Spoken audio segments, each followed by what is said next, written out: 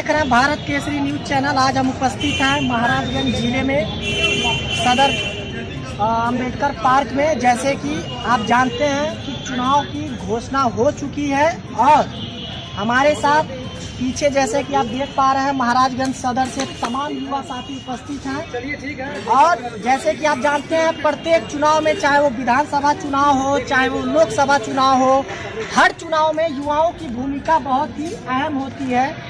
युवा ही देश की दिशा को तय करते हैं, कहीं कहीं इनकी बहुत बड़ी भागीदारी होती है। इस बार महाराजगंज सदर विधानसभा से हमारे जो बीजेपी के विधायक हैं जयमंगल कन्नौजिया जी सदर विधानसभा से विधायक भी हैं और फिर से दावेदारी पेश कर रहे हैं। आइए हम जानते हैं यहाँ के युवा वर्ग से कि क्या आप सदर विधानसभा में विधायक जी के जो कार्य करवाए गए हैं उनसे संतुष्ट है या नहीं है। इस बार जनता उनको देखना चाहती है या नहीं। आइए हम आकाश श्रीवास्तव जी से जानते हैं कि इस बार महाराजगंज के विकास कार्य को लेकर आप क्या कहना चाहेंगे। सबसे पहले आपका भारत केसरी न्यूज़ पोर्टल का आपका मैं नगर पालिका के अम्बेडकर पार्क में हार्दिक स्वागत करता हूँ। और इस बार का जो चुनाव होने वाला है वो सिर्फ विकास पे ही चुनाव होने वाला है, क्योंकि आप भी नगर के ही हैं, महाराजगंज शहर के ही हैं। इसके पहले 2012 से 17 तक सरकार जो समाजवादी पार्टी की रही, आप किसी पार्क में आते थे, जो इस पार्क में आप कार्यक्रम कर रहे हैं, आप खुद अच्छी तरह से भली बात जानते हैं कि इसका नज़ारा क्या था। और विकास देखना है तो हर रोड पे चले जाइए आप, चाहे आपको गोरखपुर रोड जाना है, चाहे फरिंदा रोड जाना है, चाहे चौक रोड जाना है, चाहे सिंदुरिया रोड जाना है, किसी रोड पे जाना है आपको, जाइए देखिए विकास हुआ है कि नहीं हुआ। जनता एक एक मतलब सभी लोग बता सकते हैं कि चारों तरफ विकास हुआ। रोजगार को लेकर आप क्या कहना चाहेंगे। रोजगार तो मतलब भरपूर मिला हुआ है। रोजगार का मतलब नौकरी नहीं होती है। रोजगार का मतलब होता है कि बहुत सारे बिजनेस होते हैं, बहुत सारे जैसे केंद्र सरकार, राज्य सरकार ने जो है छोटे छोटे तबके के लोगों को जो है मतलब उठाने के लिए इतना योजनाओं का लाभ दिया है। चाहे 10-10 रुपये छोटे छोटे रेहड़ी पटरी वालों को दिया गया है। बहुत सारे रोजगार के लिए मतलब सरकार ने उठा लिया है। जैसे लोगों का कहना है कि हमें मुफ्त का, जैसे समाजवादी पार्टी के विपक्ष के लोग ये आरोप लगाते हैं कि भाजपा सरकार में किसी भी तरह का कोई रोजगार नहीं हुआ है, कहीं न कहीं गुंडागर्दी और उत्पीड़न की ज़्यादा मात्रा में इसकी बढ़ोतरी हुई है। तो इस बारे में आप क्या कहना चाहेंगे। अभी आपने बताया गुंडागर्दी में बढ़ोतरी, ये जो दावे जो लोग कर रहे हैं ये सरासर खोखले हैं, खुद गुंडे हैं। पहले की सरकारों में एक एनसीआर दर्ज करा गया गुंडों को, लोगों को एसपी से लेके और डीआई तक। हमारे सरकार में किसी की औकात नहीं है कि एक ठेले वाले को एक थप्पड़ मारे। जमीन कब्जा करना तो बहुत दूर है। जो लोग ये आरोप लगाते हैं कि भाजपाई गुंडागर्दी करते हैं या भाजपा सरकार में गुंडा संरक्षण है, तो आज आप देख सकते हैं आजम खान साहब का क्या हालचाल है, मुख्तार अंसारी हैं, अतीक अहमद है, तमाम ऐसे अपराधिया जो आज जेल में बंद है। और जेल में क्या बंद है, संपत्ति से लेके हर एक चीज। विकास की बात, विकास में सबसे बड़ी योजना पहले आवास, जो व्यक्ति की मूलभूत जरूरतें हैं, आवास, शौचालय, बिजनेस के लिए जो है व्यवसायिक और सरकारी ऋण वगैरह। उसके बाद हमने कुछ नहीं तो पूरे भारतवर्ष 9 लाख सरकारी डाटा के हिसाब से 9 लाख परिवारों को हमने उज्ज्वला गैस योजना का लाभ दिया, चूल्हा मुक्त किया। डीजल पेट्रोल है, डीजल पेट्रोल का रेट ज़्यादा है, पिछली सरकारों के मुताबिक बढ़ गया। क्यों बढ़ गया है, जो व्यक्ति आप ही अगर कोई व्यवसाय करते तो जितना आप 17 में कमाते थे उतना ही आज भी कमाते हैं क्या।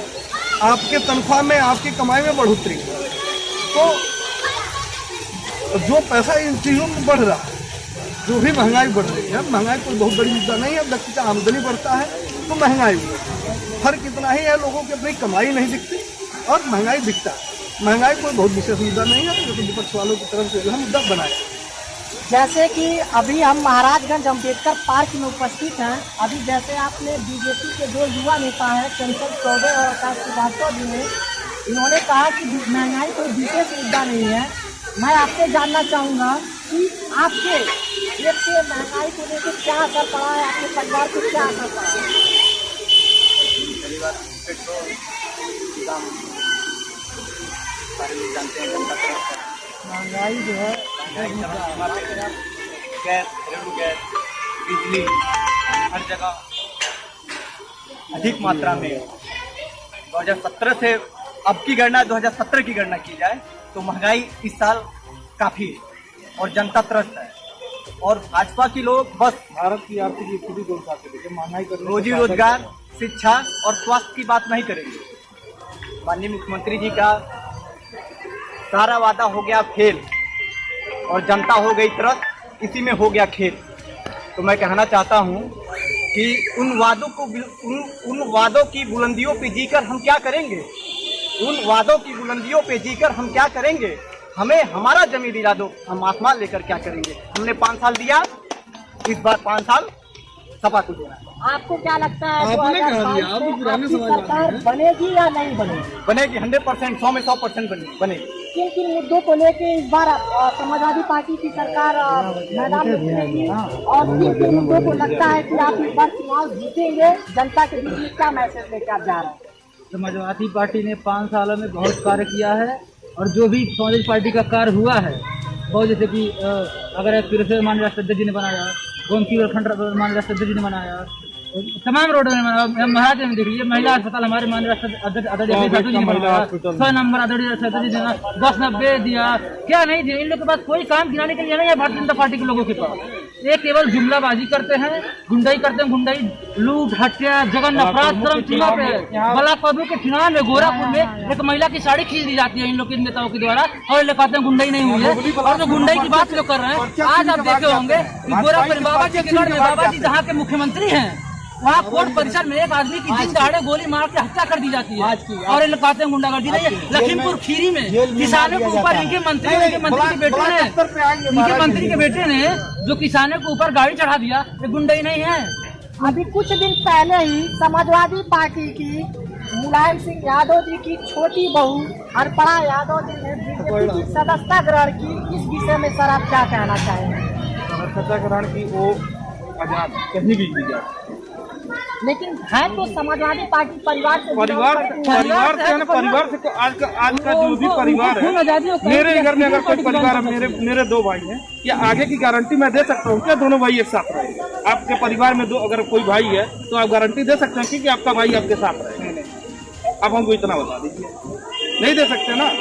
ऐसे ही अपर्णा जी को नहीं पसंद आया, चाहे पारिवारिक कलह हो, चाहे कुछ भी कहा जा सकता है, इसमें कोई हो, कुछ भी हो सकता है, लेकिन वो अपने व्यक्तिगत वो चली गई तो अलग की बात। और रहा सवाल सपा की आने की, रोजगार के मुद्दे को लेकर सपा आएगी।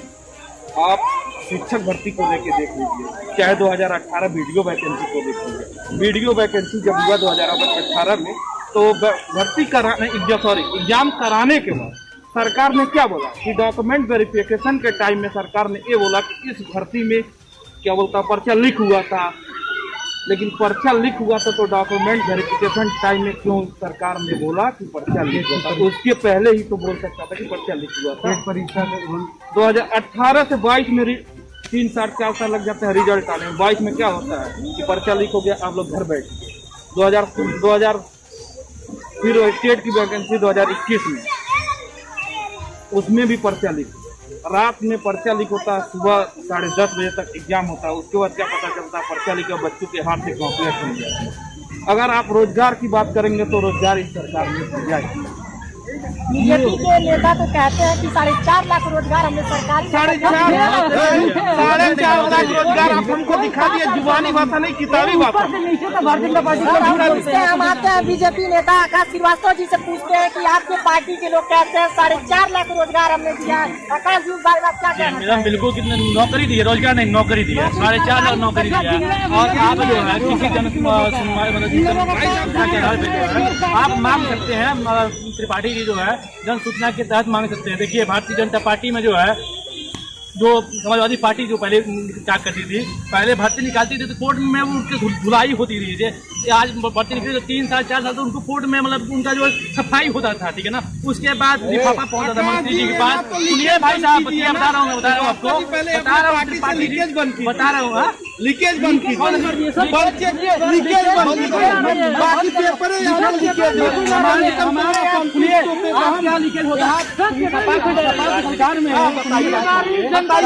सपा में जो है लीकेज होता था तो पैसा लेके लिफाफा लेके बंद हो जाता था, मामला आपके बाद ही होता था। लेकिन यहाँ पे होता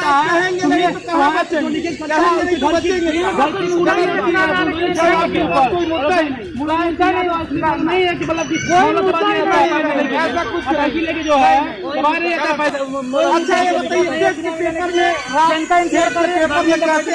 सुबह पता चलता है कि स्टेट के पेपर में कैसे पता चलता है कि पेपर लीकेज हुआ। अब हमको ये पहली बार ये नहीं घोषणा, पहली बार लीकेज नहीं हुआ, ये क्या नाम है? नहीं, हमको ये बताइए सुबह कैसे पता चलता? ये क्या पहली बार लीक हुआ क्या? बच्चे कमरे में बैठे हैं, बच्चे कमरे में बैठे हैं, 1 घंटे पेपर दे रहे हैं, आधे घंटे के बाद जो भी टीचर ड्यूटी करते हैं तो तुरंत वो आके कहते हैं कि आपका पेपर लीकेज है। आप आधे घंटे के बाद पहली बार जाता है कि पेपर जो है पहली बार लीक हुआ है क्या? समाजवादी पार्टी के कारण नहीं लीक होता था क्या? मतलब मुद्दा बना है हमारे यहाँ लीक हुआ है तो उसको मतलब जिसने लीक किया, जिसने पेपर को बेचने का काम किया है, उसका मतलब घर का मतलब कुर्की हुआ है, बुलडोजर उसके घर पे चला हुआ है। और उसके बाद 23 तारीख को यूपी का परीक्षा है और आप परीक्षार्थी हैं, जाकर परीक्षा दीजिए आप। और आप योग्यता और आपके अंदर योग्यता है तो पास होकर दिखाइए आप। और बात मोबाइल देखिए क्या बात करेंगे बताइए? मोबाइल क्या बात करेंगे? मोबाइल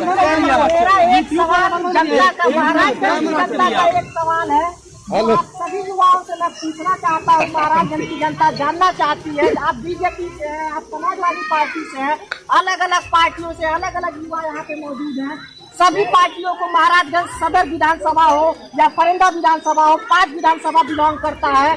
मैं पूछना चाहता हूँ, बीजेपी हो या सपा हो या कांग्रेस हो या बसपा, हर पार्टी के नेता हर किसी को महाराजगंज की जनता ने मौका दिया है, लेकिन महाराजगंज को रेलवे लाइन का सौगात, रेलवे लाइन से अछूता क्यों किया गया? इस बारे में आप क्या कहना चाहते हैं? मेडिकल कॉलेज हमने दिया महाराज, कौन सा मेडिकल कॉलेज दिया सर? 100 बेड का पीपी मॉडल के तहत। अरे कुछ नहीं, 100 बेड का महिला अस्पताल माननीय राष्ट्रपति अखिलेश यादव ने दिया है, इन लोगों ने कुछ नहीं दिया है, केवल जुमला है। अभी जाएंगे, बहुत घबराने की आवश्यकता नहीं, बहुत घबराने की आवश्यकता नहीं। पीपी मॉडल ही सही, हमने जिले को मेडिकल कॉलेज से दिया है। कभी किसी ने इतना इस पिछड़े जिले के लिए सोचा था क्या? नहीं सोचा। आज उठी गाड़ी में 100 बेड का CSC बन के तैयार है, जिसका उद्घाटन भी हो। बॉर्डर के लोगों तक, समाज के अंतिम पायदान पे खड़े हर उस व्यक्ति को हर योजना से लाभान्वित करने का काम अगर किसी ने किया है तो भारतीय जनता पार्टी के लोगों ने जनता की मूलभूत समस्याओं को समझा। अगर किसी ने समझा तो माननीय योगी जी की सरकार, दूसरे किसी ने नहीं। अभी आपने एक प्रश्न किया, आपको मुफ्त शिक्षा चाहिए या मुफ्त राशन? आओ, इसका जवाब बहुत सरल तरीके से मैं आपको, मुफ्त शिक्षा और मुफ्त राशन दोनों में बहुत ज्यादा अंतर है। व्यक्ति को यहाँ जीने के लिए, धरती पर रहने के लिए भोजन की आवश्यकता है, शिक्षा की आवश्यकता बच्चों को, और उस पर भी बहुत ही सरल तरीके से भारतीय जनता पार्टी ने काम किया। अभी भाई का हमने बताया पेपर, हमारी सरकार में एक पेपर लीक, अनियमितता उस पर पाई गई और उस पेपर को जो है बंद करा दिया गया कि ये पेपर अगले टर्म में होगा, इसका पेपर लीक।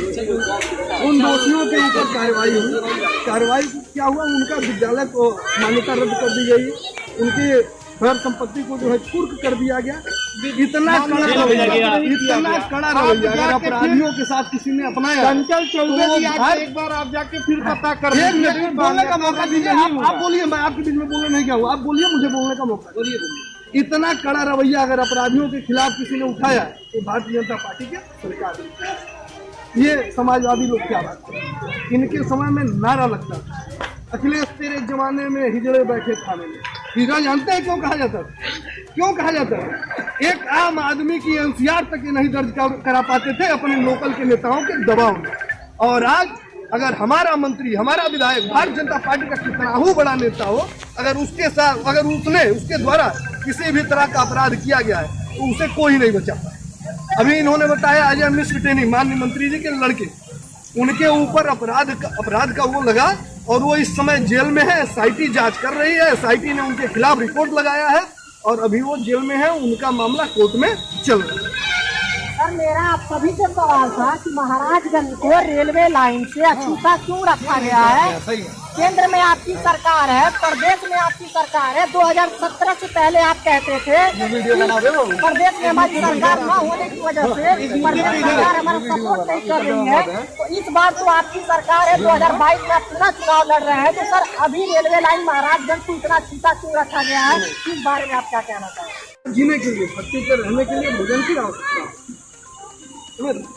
शिक्षा की आवश्यकता बच्चों को, और उस पर भी बहुत ही सरल तरीके से भारतीय जनता पार्टी ने उस पर काम किया। अभी भाई को हमने बताया पेपर, हमारी सरकार में एक पेपर लीक, अनियमितता उस पर पाई गई और उस पेपर को जो है बंद करा दिया गया कि ये पेपर अगले टर्म में होगा, इसका पेपर लीक। उन दोषियों के ऊपर कार्रवाई हुई। कार्रवाई क्या हुआ, उनका विद्यालय को मान्यता रद्द कर दी गई, उनकी घर संपत्ति को जो है कुर्क कर दिया गया। इतना कड़ा रवैया अगर अपराधियों के साथ किसी ने अपनाया, चंचल चौबे जी आज एक बार आप जाके फिर पता कर बोलने का मौका दीजिए। आप बोलिए, मैं आपके बीच में बोलने नहीं गया हूँ, आप बोलिए, मुझे बोलने का मौका बोलिए। इतना कड़ा रवैया अगर अपराधियों के खिलाफ किसी ने उठाया तो भारतीय जनता पार्टी के सरकार ने, ये समाजवादी लोग क्या बात है, इनके समय में नारा लगता है, अखिलेश तेरे जमाने में हिजड़े बैठे खाने में। हिजड़ा जानते हैं क्यों कहा जाता है? क्यों कहा जाता है? एक आम आदमी की एनसीआर तक ये नहीं दर्ज करा पाते थे अपने लोकल के नेताओं के दबाव में। और आज अगर हमारा मंत्री, हमारा विधायक भारतीय जनता पार्टी का कितना ही बड़ा नेता हो, अगर उसके साथ, अगर उसके द्वारा किसी भी तरह का अपराध किया गया है तो उसे कोई नहीं बचा पाए।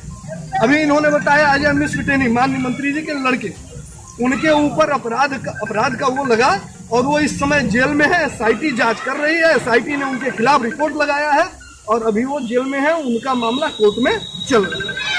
सर मेरा आप सभी से सवाल था कि महाराजगंज को रेलवे लाइन से अछूता क्यों रखा गया है? केंद्र में आपकी सरकार है, प्रदेश में आपकी सरकार है। 2017 से पहले आप कहते थे प्रदेश में हमारी सरकार न होने की वजह से प्रदेश सरकार हमारा सपोर्ट नहीं कर रही है। तो इस बार तो आपकी सरकार है, 2022 में आप पुनः चुनाव लड़ रहे हैं। तो सर अभी रेलवे लाइन महाराजगंज को इतना छीटा क्यों रखा गया है, इस बारे में आप क्या कहना चाहेंगे? अगर हमारे घर पे साइकिल न हो, मैं प्लेन के लिए नहीं सकता। पहले मैं साइकिल खरीदूंगा, फिर बाइक खरीदूंगा, फिर कार खरीदूंगा, फिर गैराज बनाऊंगा, फिर अपने आप को ठीक करूंगा, तब जाके मैं हेलीकॉप्टर के लिए सोचूंगा। महाराजगंज जितना पिछड़ा जिला था, यहाँ 2017 से पहले 38 किलोमीटर हाईवे थी कैंपियरगंज से सनौली। आज के डेट में जिले में 240 किलोमीटर का हाईवे। जिला पूर्ण रूप से विकास के पथ पर अग्रसर है और यकीन मानिए 22 में हम सत्ता में वापस आ रहे हैं और 300 प्लस, फिर से 300 प्लस सीटों से हम वापसी कर रहे हैं और फिर सरकार सारी मूलभूत समस्याओं को खत्म करने के बाद महाराजगंज में हम रेलवे लाइन। जैसे कि आपने कहा कि सरकार ने बहुत ही निष्पक्षता के साथ में जो भी जहाँ पेपर लीक हुआ है, जैसे आपका मुद्दा था क्लियर नहीं करवाया जा रहा है। आपने कहा, आकाश श्रीवास्तव जी ने कहा कि ऐसे अपराधियों के प्रति सरकार का रवैया सख्त है, बुलडोजर करवाया जा रहा है। कहना ये चाहता हूँ, 9,534 आपको भी पता था जब एग्जाम हो रहा था, एग्जाम में आपको भली बात रोज पेपर आप पढ़ते होंगे तो भली बात ही आपको पता होगा कि उस पेपर में लखनऊ में कुछ गिरोह पकड़े गए, गोरखपुर में कुछ गिरोह पकड़े गए, मेरठ में गिरोह पकड़े गए, बुलंदशहर में गिरोह पकड़े गए, आगरा में गिरोह। इतने पेपर में इतने फर्जी तरीके से धांधली हुआ, कुछ लैपटॉप लेके घर पे सॉल्व किया जा रहा है। उसमें आज तक गलतफहमी नहीं, आप पढ़िए, न्यूज को पढ़िए ना, आप सरकार का डाटा पढ़िए। नहीं तो आप पहले पढ़िए। उन्होंने साफ कहा कि ऐसा कुछ हुआ ही नहीं। उन्होंने कहा अभी सारे बच्चे, जिस दिन पेपर लीक हुआ 1 घंटे बाद माननीय मुख्यमंत्री जी ने पीसी करके बताया था कि पेपर लीक हो गया। 9,534 एसआई वाला रद्द हो गया है। 9,534 जो अभी वैकेंसी जो हुआ तो रद्द हो गया है क्या? मैं तो पहली बार आपके मुख से सुन रहा हूँ कि ये पेपर रद्द हो गया है। मैं कहना क्या चाहता हूँ अब्दुल, हाँ तो बताइए क्या कहना। जिस दिन पेपर लीक हुआ उस दिन के लिए पेपर रद्द किया उस दिन गया। पेपर रद्द नहीं हुआ तो आप फिर एक बार फिर जाके पढ़ लीजिए। आप फिर एक बार जाके पढ़ लीजिए। आप पढ़ लीजिए, मुझे एकदम भली बाती से पता है। आपको समाजवादी पार्टी के जो घोषणा पत्र में पूर्व मुख्यमंत्री अखिलेश यादव जी ने ये बात कही है कि अगर मेरी सरकार बनी तो हम 300 यूनिट बिजली देंगे, जबकि बीजेपी के लोग ये कहते हैं कि 2017 के पहले तो समाजवादी पार्टी की सरकार में बिजली थी ही नहीं। इस बारे में सर आप क्या कहना चाहेंगे कि समाजवादी पार्टी की सरकार इस बार सरकार बनती है तो 300 यूनिट बिजली देगी कहाँ? देखिए माननीय राष्ट्रपति जी हमारे एक जगह कारखाना लगवाए थे, माननीय राष्ट्रपति जनरेटर लगाए हैं, वहाँ से पूरे प्रदेश को अरे जो भारतीय जनता पार्टी के लोग हैं ये केवल झूठ और लेख चल रहा है। इनके पास कोई मुद्दा नहीं है चुनाव में जाने के लिए। इधर जनता इनको पूरा उत्तर प्रदेश तक फेल करेगी। 400 से पार हम लोग जा रहे हैं और फिर बाबा जी मठ में जाएंगे। और जो आप रेल की बात की है, माननीय पंकज जी जहाँ पे सांसद छह बातें हैं, उनके पास कोई और मुद्दा नहीं है रेल के अलावा। जब मतलब जाते हैं चुनाव में मतलब क्षेत्र में लोग एक बात कहते हैं कि मैं रेल दूंगा ये महाराज ने कोई रेल दी। इसके विधायक जी ने 5 सदर में 5 विधानसभा है और 5 विधानसभा में 4 विधानसभा जो प्रत्याशी हैं बीजेपी के हैं, 1 विधानसभा न्यूनतम प्रत्याशी अमन मणिपुर पार्टी की है। यहाँ की जनता जानना चाहती है कि अभी तक जिन भी सभी प्रत्याशियों को, सभी पार्टी के लोगों को इस जनता ने मौका दिया है, अभी तक महाराजगंज जिले में की गेट तक नहीं लगा। यहाँ के लोगों को रोजगार के लिए दिल्ली, पंजाब, मुंबई बाहर जाना पड़ता है। सर क्या कहना चाहेंगे? प्रदेश में आपकी सरकार है, केंद्र में आपकी सरकार है, आपके सांसद पंकज चौधरी जी केंद्रीय वित्त राज्य मंत्री है, अभी तक महाराजगंज जिले इतना पिछड़ा क्यों रखा गया? केवल सड़कें दिखाते हैं, अपने विकास दिखाना चाहते हैं या रोजगार के लिए की बात है? मैं दोनों मुद्दे बात करूँगा। सबसे पहले मैं इनके जो राष्ट्रीय अध्यक्ष 300 यूनिट की बात कर रहे हैं, इस पर मैं बात कर लेता हूँ। 2012 से 17 तक जो है गाँव में जो 6 से 8 घंटे बिजली आती थी। सुबह से कभी सुबह आती थी, शाम को नहीं आती थी, और शाम को आती थी, सुबह नहीं आती थी। ठीक है। और किसी गाँव में अगर ट्रांसफार्मर खराब हो जाता था तो चंदा लगा 100 रुपये चंदा लगा के जो है ट्रांसफार्मर मंगाया जाता था। ठीक है ना। ये 300 यूनिट बिजली बात करते हैं फ्री देने के लिए। कभी 300 यूनिट बिजली किसी जनपद में दिए हैं क्या? ये किसी घर में दिए हैं क्या? ये 300 यूनिट बात करते हैं और कह रहे हैं मठ की बात कर रहा है। ये उत्तर प्रदेश के मुख्यमंत्री जो 2017 में कहे थे कि गोरखपुर में कोई बाबा रहते हैं, ये मठ की बात करते हैं। अखिलेश यादव कहते हैं कि कोई बाबा रहते गोरखपुर में, वही मठ उत्तर प्रदेश के मुख्यमंत्री बनाने का काम किया। और फिर कहे एक बाबा, इनके मुख्यमंत्री कह रहे हैं कि बाबा मठ भाजपा ने मठ में भेजा है, फिर मठ में जो है उनको मुख्यमंत्री बनाने का काम करेगा। ठीक है ना। और इनका जो है मुंह में काली पोतने का काम करेगा वही मठ। जैसे कि अभी हाल फिलहाल हम सबको पता है कि गोरखपुर जिले को एम्स की सौगात दी गई। एम्स चालू है, खाद कारखाना भी जल्द ही वहाँ से खाद का प्रोडक्शन भी शुरू होने वाला है। तमाम चिड़ियाघर जैसे तमाम वहाँ पे विकास कार्य करवाए गए हैं। कुशीनगर को इंटरनेशनल एयरपोर्ट का दर्जा दिया गया है। सिद्धार्थनगर को विश्वविद्यालय का दर्जा दिया गया है। महाराजगंज की जनता के साथ इतना अत्याचार मेडिकल कर दिया गया। महाराजगंज की जनता के लिए बहुत अत्याचार किया गया। क्या है महाराजगंज में विकास के नाम से क्या है सर? इस बारे में मैं आपको बता रहा हूँ। पहले जहाँ आप खड़े हैं वो भी महाराजगंज सड़कों का जाल देख लीजिए। महाराजगंज में आयुष्मान कार्ड का जो है लाभ से तो जो है कि बीजेपी के लोगों को तो ही नहीं मिला है ना। पूरे मतलब ग्राम सभा चाहे पंचायत स्तर का कोई भी व्यक्ति हो या फिर जिले स्तर का कोई भी व्यक्ति हो, गरीब हो, कमजोर हो, सबको तो आयुष्मान कार्ड का लाभ मिला है। उसके बाद आप उज्ज्वला गैस कनेक्शन का लाभ देख लीजिए कि समस्त मतलब हर घर में जो है कि कहीं अब माताएं बहनों को जो है कि बिना जो है कि लकड़ी का कोई आवश्यकता नहीं है। जैसे तो हम लोग का भोजन बन रहा है आराम से। राशन की जो बात आप किए हैं तो ये बताइए 2 साल से कोरोना से संक्रमण से पूरा जो है कि भारत दबा हुआ है। उसके बावजूद जो है कि अगर जो भी व्यक्ति अगर बाहर जो नहीं कमा पा रहा है, कमाई के लिए बाहर गया है, वो आ जाके घर पे है। घर पे आने के बाद अगर उसको कोई रोजगार का साधन मुहैया नहीं करा रहा है, उस स्थिति में जो है कि गवर्नमेंट मतलब प्रति यूनिट 5 किलो राशन दे रही है उससे, और वो भी 2 बार मुफ्त की राशन दे रही है। उसमें जो है गरीब जनता में जो है कि ये है कि सरकार हमारा अगर भी बाहर में हमारा रोजगार कुछ कम हो जाए, बंद हो जाए तो भी हमारा भरण पोषण हो जाएगा। उससे मतलब कोई भूखों नहीं मरेगा, उससे कोई भूखों नहीं मरेगा। करेगा। बिजली की व्यवस्था की आप बात किए हैं, तो अखिलेश के शासनकाल में 5 जिलों को VIP बिजली मिलता था, ये आप भी जानते हैं। उसमें एक आजमगढ़ था, मैनपुरी था, रामपुर था और 2 और जनपद थे पश्चिमी यूपी। आज जो है पूरे उत्तर प्रदेश में बिजली एक समान दी जाती है। या 75-80% मतलब जितने भी जिले हैं, जितने भी संसदीय क्षेत्र है, जितने जिले हैं, जितने विधानसभा है, उसमें आज बिजली देख के किसी को नहीं दी जाती है। समाजवादी पार्टी के राष्ट्रीय अध्यक्ष कहते हैं कि श्री कृष्ण हमारे सपनों में आते हैं। इसके पहले उनके सपनों में तो जिन्ना भी आते हैं, उसके लिए क्या करेंगे? उनके सपनों में तो जिन्ना भी आते हैं। इसके पहले भी साढ़े 4 साल तक तो उनके सपनों में नहीं आते थे। अचानक कुछ 6 महीने चुनाव बचे हैं सर। राम मंदिर बनने से आपको समस्या है क्या? नहीं, राम मंदिर से कोई समस्या नहीं है। यूपी के लिए समाजवादी खुद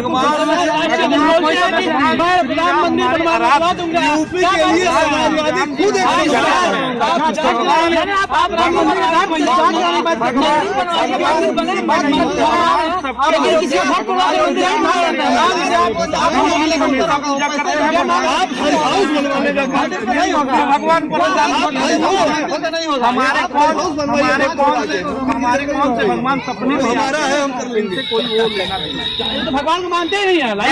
ऐसा कैसे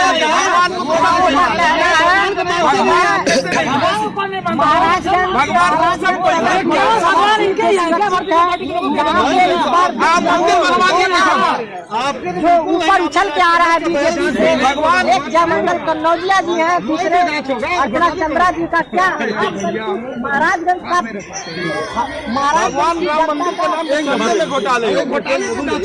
महाराजगंज की जनता का कहना है कि महाराजगंज विकास क्या करवाई है यहाँ के सांसद जी ने, यहाँ के विधायक जी ने।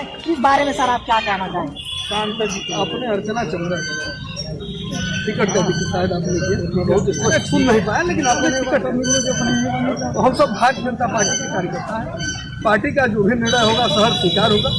अगर हमारे पार्टी से एक गरीब दलित और निसहाय व्यक्ति को भी टिकट मिलेगा तो हम उसके साथ चलेंगे और सरकार अपनी लाएंगे। माननीय विधायक जी के इतना विकास 5 विधानसभा में किसी ने नहीं किया है। माननीय विधायक जी यहाँ जो आप जहाँ आप खड़े हो, जहाँ हम आप खड़े होकर बिना किसी हिचक के दिक्कत के बात कर रहे हैं, ये भी माननीय विधायक जी का ही दिया हुआ है। माननीय सांसद जी के आशीर्वाद से बनकर तैयार। 2017 से पहले यहाँ कोई पार्क नहीं थी, आज यहाँ पार्क है। महाराजगंज की जनता को अगर मंडी देने का काम किसी ने किया, मीट और मछली जो भरे रोड पे बिकती थी और उससे तमाम बीमारियां फैलती थी, लोगों को दिक्कत होता था जो उसको नहीं ग्रहण करते, जो नहीं था, उनके लिए हम लोगों ने मंडी बनवा के दिया। 1 नंबर की मंडी आप ही जानते हैं। जिले में सबसे बड़ी मंडी बनने का काम चल रहा है, उसकी प्लाटिंग की जा रही है। आपने देखी रोड की दिक्कत कहीं आपको नहीं मिलेगी। पूरे प्रदेश में गाड़ी में चाय पीते हुए आप जाएंगे और चाय आपको नहीं मिलेगा। महाराज जी ने पूरे प्रदेश की बात करें। स्वास्थ्य आयुष्मान कार्ड, पहले अगर किसी गरीब की किडनी फेल हो जाती थी, कोई दिक्कत हो जाती थी, सोचना पड़ता था दवा कराने की। आज 5 लाख तक के मुफ्त स्वास्थ्य सुविधा हम आपको दे रहे हैं और लोग काफी हद तक उसका फायदा ले रहे हैं। शिक्षा टाइम में तो ऑक्सीजन ही नहीं था भाई साहब। वैश्विक महामारी थी। अमेरिका और ब्रिटेन जैसे देश टूट चुके थे। भारत की अर्थव्यवस्था उनके सामने 0 है। ठीक है, 2012 से किडनी का 5 लाख सरकार थी, उसमें 5 जिलों की बिजली की व्यवस्था थी, बाकी सारे जिले उसमें नदारत थे। समाजवाद का नारा था, खाली प्लाट हमारा था। इसके अलावा इन्होंने कोई विकास नहीं किया है पूरे उत्तर प्रदेश में। और आज ये लोग परेशान इसलिए हैं, हैरान इसलिए हैं कि माननीय महाराज जी 300+ सीटों से फिर से यूपी में आ रहे हैं। विकास हमने किया था, विकास किया है, आगे भी विकास के मुद्दे पे हम आ रहे हैं और विकास करेंगे। समाजवादी पार्टी के नेताओं का, अन्य विपक्षी पार्टी का नेताओं का ये कहना है कि भारतीय जनता पार्टी का विकास केवल कागजी तक ही सीमित रहती है। समाजवादी पार्टी के नेता कहते हैं कि बीजेपी गवर्नमेंट में महिलाएं सुरक्षित नहीं है, करोड़ों रोजगार, कोरोना काल में लोग बेरोजगार हो गए, लोगों को रोजगार नहीं है, किसान परेशान है, आत्महत्या कर रहे हैं, किसानों को खाद नहीं मिल रहा है। तो सर इस बारे में आप क्या कहना चाहेंगे? तमाम ऐसी समस्याएं हैं जो खाद की बात कर रहे हैं। खाद जो है 2014 के बाद लंबी लाइनें लग रही मैं बता रहा हूँ। हाँ, लंबी लाइनें कौन लग रही? लाठी नहीं कोई खा रहा है। जब से सरकार NDA की सरकार बनी है, भारतीय जनता पार्टी सरकार बनी है, कोई लाठी नहीं खाता है, कोई भोर में 4 बजे जाके लाइन नहीं लगाता है। आज जो है आप 12 बजे लाइन 12 बजे लाइन 12 बजे लाइन 12 मैच खेलने में आ रहा था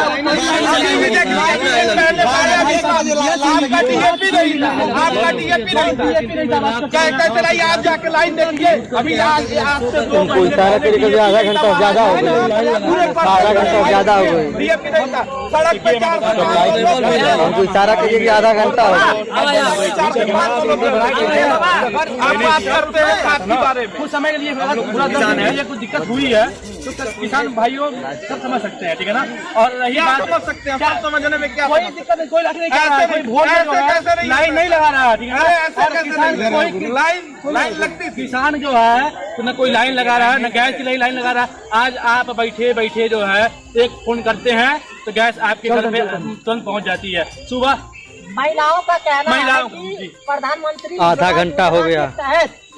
प्रधानमंत्री जी ने गैस तो दिया, सिलेंडर दिया, लेकिन जो सिलेंडर इतना महंगा हो गया है अब वो सक्षम नहीं है गैस भराने के लिए। तो सर इस विषय में इतनी महंगाई चरम सीमा पे है, हमारा जीडीपी डाउन हो गया, तो इस विषय में सर आप क्या कहना चाहेंगे? अभी आपने बताया कि जीडीपी हमारा डाउन, जीडीपी हमारा ही नहीं, आज के डेट में कोरोना वैश्विक महामारी के बाद हर देश की जीडीपी घट गई। इतने जीएसटी के बाद अरे सर सुन लीजिए, सुन लीजिए जीडीपी हर देश की बहुत ज्यादा, बहुत निम्न स्तर तक, अच्छे बड़े अर्थव्यवस्था वाले देश 2018 में तो कोरोना सुन लीजिए चाचू 2018-19 में आपको गैस सिलेंडर मिलता था आपको 500 रुपए में, ठीक है ना। जब बड़े देशों की भी अर्थव्यवस्था टूट चुकी है, जब बड़े आपके सवाल का जवाब दिया जाए।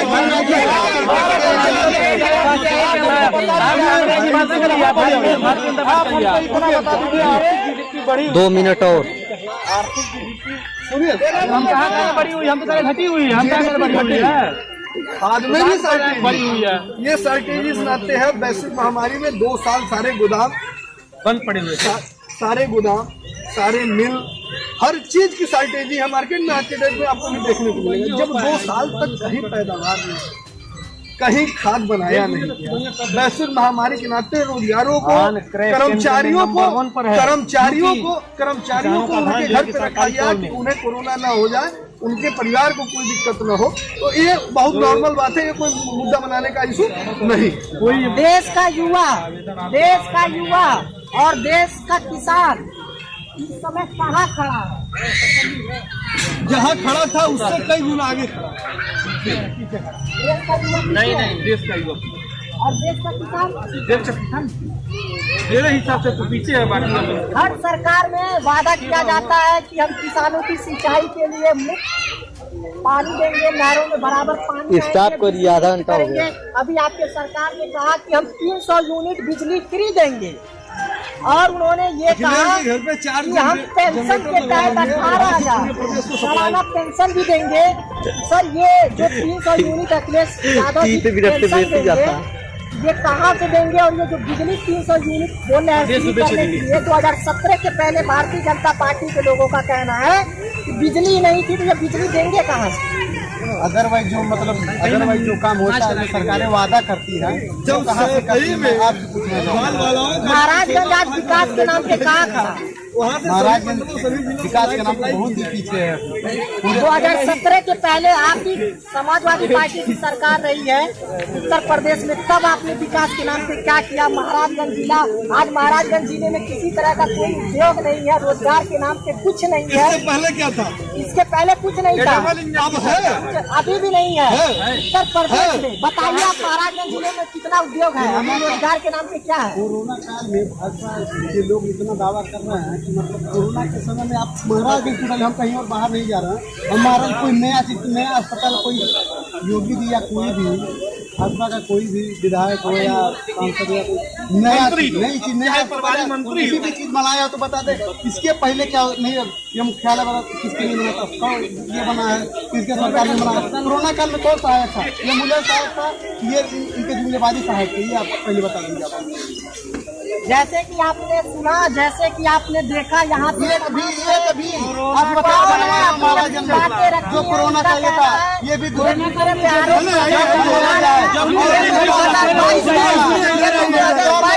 इधर आइए, बहुत अच्छा